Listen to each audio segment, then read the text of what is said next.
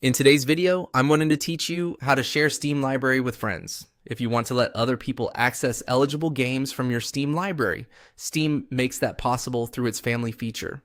Before you begin, it's important to know that sharing is subject to Steam's eligibility rules, and it's generally intended for family members or friends who live in the same household.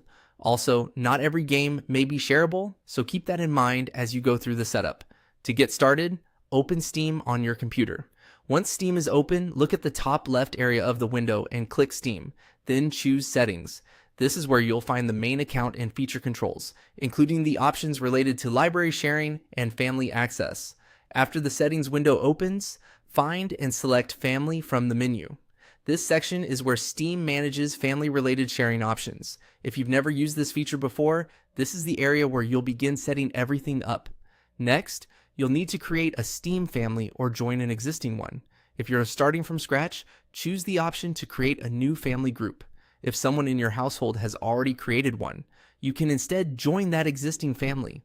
Make sure you choose the correct option based on your situation, since this is what connects the accounts that will be allowed to share eligible games.